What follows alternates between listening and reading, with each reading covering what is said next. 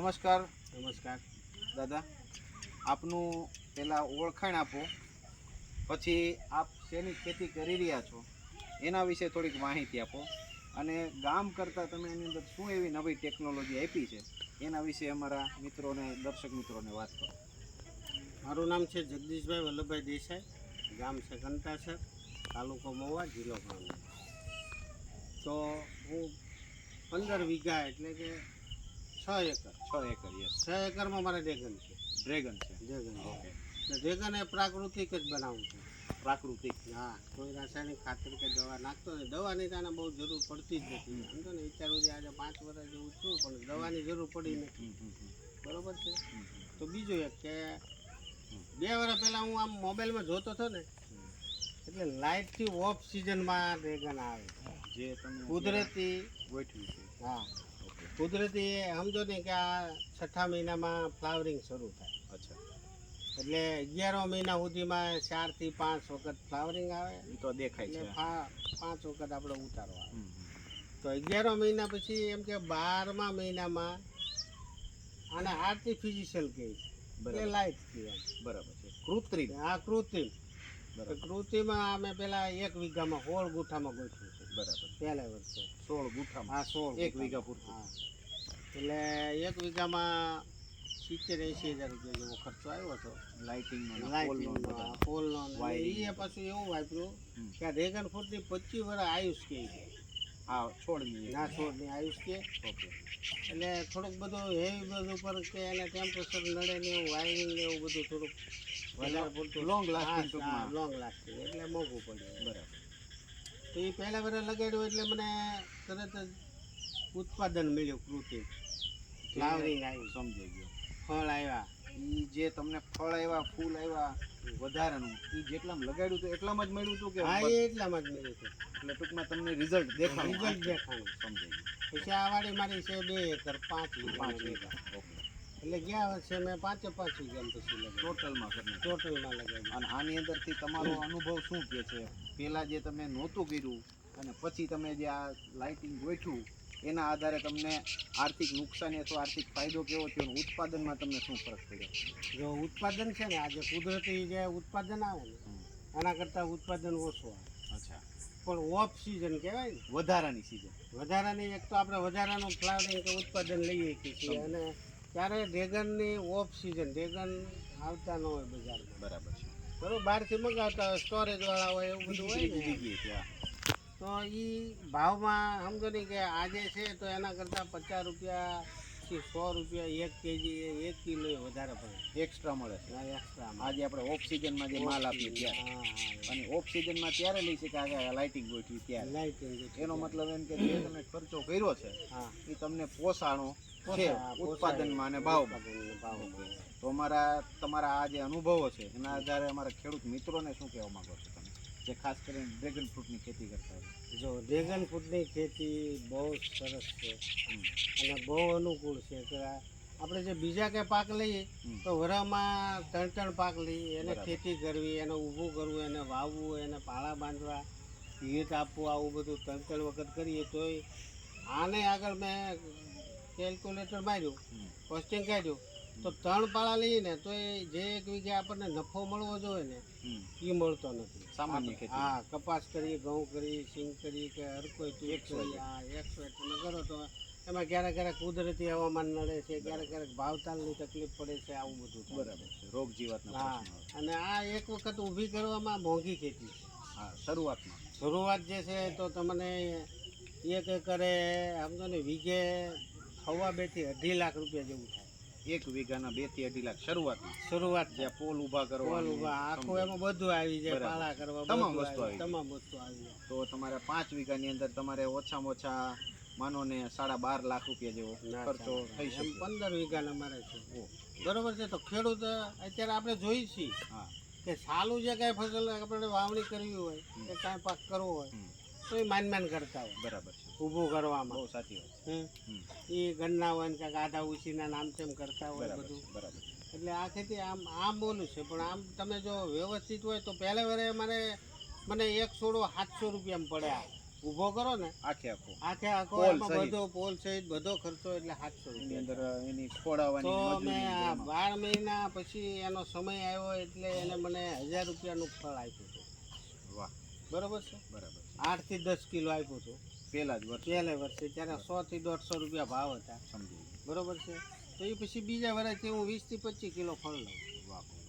એટલે 100 ટૂંકમાં શરૂઆતમાં રોકાણ ખૂબ માગી લે. બહુ માગી લઈ છે. પણ આની અંદર બાગાયત ખાતું સબસિડી પણ હા, આપે છે. બાગાયત ખાતું બરોબર છે. સબસિડી આપે વધુ મહત્તમ 2 હેક્ટર સુધી આપે છે. હા 12.5 વીઘા સુધી. હા તો એનો પણ આપણે ખેડૂતોને કહી શકીએ કે જો રસ ધરાવતા ખેડૂત હોય અને વારંવાર વાવેતરથી બચવું હોય તો આ પાક તમે વાવો અથવા અપનાવો તો આની અંદર બાગાયત ખાતું આની અંદર 50% સુધીની સબસિડી આપે છે. વીઘે એક હેક્ટરે મહત્તમ 80,000 રૂપિયા 3 લાખ રૂપિયા. 3 લાખ રૂપિયા સુધીની સબસિડી આની અંદર આપે છે.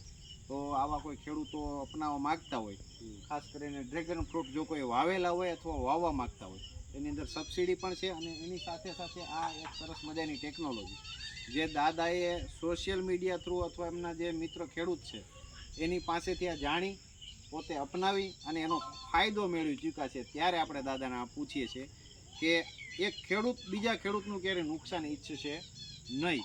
નહીં. તો દાદા પણ એમ કહે છે કે ભાઈ જો તમારી જેમ બીજા કોઈ ખેડૂતો આવી કોઈ ડ્રેગન ફ્રૂટની ખેતી કરતા હોય ઓફ સિઝનલ પાક લેવાની ગણતરી હોય તો આવી ખેતી અપનાવી શકો છો. આની અંદર થોડો ખર્ચો છે, ટેકનોલોજી માગી લે છે. બરોબર. તો ખૂબ ખૂબ આભાર દાદા આપનો. અને ઓકે આપી દો. નમસ્કાર. આપણે ગુજરાત પ્રાકૃતિક કૃષિ વિકાસ બોર્ડમાં આપણે ઘણા સમયથી તમે આ ખેતી કરો છો, બરોબર?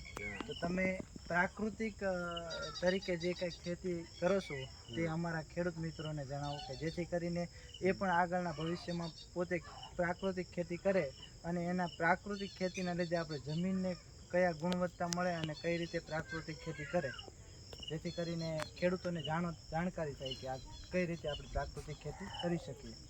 તો પ્રાકૃતિક ખેતી હું આજે 5 વર્ષ થયા.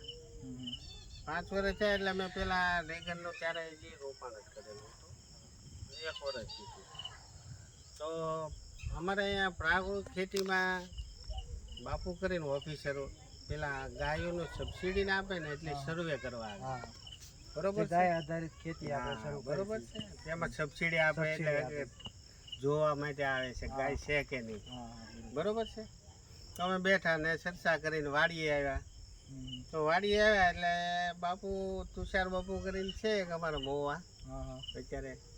તો એણે મને સલાહ આપી કે ભાઈ જગદીશભાઈ આ ટ્રાય કરો એમ. તો મારો સ્વભાવ પહેલાથી એવો હતો એમ કે હર કોઈ વસ્તુ પ્રાકૃતિક એટલે એ તો ખર્ચ વિનાનું હતું ને. હા, બરોબર. એકદમ ઝીરો ખર્ચે આપણે. આ તો મારો સ્વભાવ એવો છે કે 5, 25, 50,000 રૂપિયા જોવે ને તોય હું ટ્રાય કરું હા. ગમે હર કોઈ અને આ વસ્તુ. તો 0% થી શરૂ. 0% હતું. એટલે બાપુએ મને સલાહ સૂચન દીધું, બધું એનું માર્ગદર્શન દીધું કે કઈ રીતે કરવાનું, કેમ કરવાનું. બરોબર. બરોબર. તો પછી મેં શરૂઆત કરી.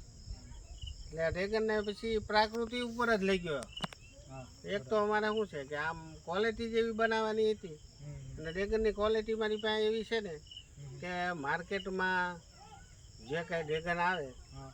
તો એની પાક્યા પછીની આયુષ 2 દી 3 દી છે. હા, બરોબર. તો આ પ્રાકૃતિક ખેતી આરો થયું. હમ. પછી અમારું હવામાન ભેગું થયું અને ક્વોલિટી વેરાયટી જે ટાઈપની છે. હા, હા. એટલે 12 દિવસ 10 દિવસ 12 દિવસ સુધી મારા ડ્રેગન ખરાબ નથી થતા. બરોબર. જેથી કરીને આપણને આપણા ઉત્પાદનનું પૂરેપૂરું મહેનતાણું આપણને મળી શકે. બરોબર. હા. ને એ ડ્રેગન પ્રાકૃતિક ઉપર એવું થાય છે કે તમારા ઘરે તમે લઈ ગયા હો ને એટલે તમારા ઘરે ખાધું હોય અને પછી બજારમાંથી ડ્રેગન લઈ જાઓ હર કોઈ, હા, હા. તો બીજી વખત તમને લઈ જાઓ એટલે એમ જ કહે કે ભાઈ હા નહીં તમે ઓલા જે ડ્રેગન લાવ્યા હતા ને. જે આપણે પહેલી વાર જે ખાધું હતું એ હા, જ ઈ. ડિમાન્ડ આપણે ઊભી કરી શકીએ. હા, બરોબર. એ રીતનું. જેથી કરીને આપણા માલ હા. બીજે જાય તો એની આ આજ્ઞતા વધે કે જેથી કરીને કોઈ માણસ એકવાર લઈ જાય હા. કે જે બીજી વાર પણ એ જ વસ્તુ ખાવી છે હા. એની જ તો ઓલી કરી મારે શકે. એક વખત ફ્લાવરિંગ ફાલ આવે છે ને એટલે 8 થી 10 ટન નીકળે. 8 થી 10 ટન. હા, બરોબર. એવું વરસમાં 4 વખત 5 વખત નીકળે. હમ. તો એ બધું હું મારી વાડીએ બેઠા બેઠા ઓર્ડરથી જ વહીવટ કરું. કેમ કે હા ક્વોલિટી જેવી છે, વેરાયટી જેવી છે, ખાવામાં એવા મીઠા છે. હમ. હમ. એટલે મારે ક્યાંય વેચવા ન જવા પડે, ઘરેથી જ ફોન અહીંથી જ બધું દ્વારા જ selling બધો થઈ જાય. વહીવટ થઈ જાય અહીંથી, બરાબર. કે ભાઈ મહુવા હોય કે સુરત હોય કે વડોદરા હોય. ટૂંકમાં અહીંથી ને અહીંથી જ માર્કેટ ઊભું આ થઈ માર્કેટ ગયું છે. પ્રાકૃતિકનો બહુ મોટો બેનિફિટ મને આ છે કે ભાઈ પ્રાકૃતિક ખેતી વિશે. પછી હું છે ને પ્રાકૃતિક આમ લસણ ને એવું બધું કરતો હોઉં ને, હમ. તો એમાંય પણ એ બધું પ્રાકૃતિક જ વાપરું છું. પણ પહેલા સ્ટેજમાં આપણે જમીનને એક તો બંજર જેવી કરી દીધી, હા, રાસાયણિક નાખી નાખી નાખી નાખીને, નાખીને બરોબર આપણે છે. આની ગુણવત્તા હાવ ઘટાડી દીધી. તો જે કઈ આપણે પ્રાકૃતિક વાળા કઈ સમજાવે ને આપણને, જે કહે ને એની કરતા 1-2 વર્ષ ડબલ લઈને નાખવું પડે, હા, એટલે આપણું ઉત્પાદન ઘટે નહીં. ઘટે નહીં. તમે સમજી ગયા? જેથી કરીને આપણું હા. ઉત્પાદન ત્યાં ને પછી બાકીનું જે એનું ગણિત છે એ પ્રમાણે ત્રીજે વર્ષ નાખો એટલે ઉપાધિ જ નથી. ઉપાધિ છે. એવું છે. જેથી આગળના ખેડૂતોને જાણકારી મળે કે ભાઈ કોઈ પણ પ્રાકૃતિક ખેતી કરે તો ડાયરેક્ટ ઉત્પાદન ઘટતું નથી, ધ્યાન જળવાય જ રહેશે. હા, ઘટે નહીં. આમ ઘટે નહીં. થોડુંક આજે કેલ્ક્યુલેશન મારેલું છે કે ભાઈ 1 વીઘામાં 200 લીટર નાખવું આપણે જીવામૃત નહીં, હા, બરોબર છે. તો એને સામે આપણે 400 લીટર નાખવાનું, 400 લીટર નાખો. એટલે ઉત્પાદન તમારું ઘટતું નથી. ટૂંકમાં બમણું નાખો તો તેમને ઉત્પાદન ઘટતું નથી અને જ્યાં આપણું ઉત્પાદન છે એનું એ જળવાઈ રહેશે. એટલે આપણે ખેડૂતો સુધી એ જ સંદેશ પહોંચાડીએ કે તમે પ્રાકૃતિક ખેતી અપનાવો અને પ્રાકૃતિક ખેતી અપનાવવા પછી આપણે જે કઈ ઉત્પાદન છે એ ઘટતું નથી પણ ત્યાં ને ત્યાં જળવાઈ રહે છે અને આગળના ભવિષ્યમાં આપણે જે પ્રાકૃતિક ખેતી છે એને ખૂબ ઊંચે સુધી લઈ જઈએ અને એના લીધે આપણે આપણી જમીનની ગુણવત્તા તો સારી થશે જ તે, પણ સાથે સાથે આપણા સ્વાસ્થ્યને માટે પણ ખૂબ ઉપયોગી થશે. ખૂબ ઉપયોગી, જે આપણા ખેડૂત મિત્રોને જણાવવાનું છે ખાસ કરીને કે ભવિષ્યમાં તમે પ્રાકૃતિક ખેતી કરો અને એને ત્યાં આગળ વધો.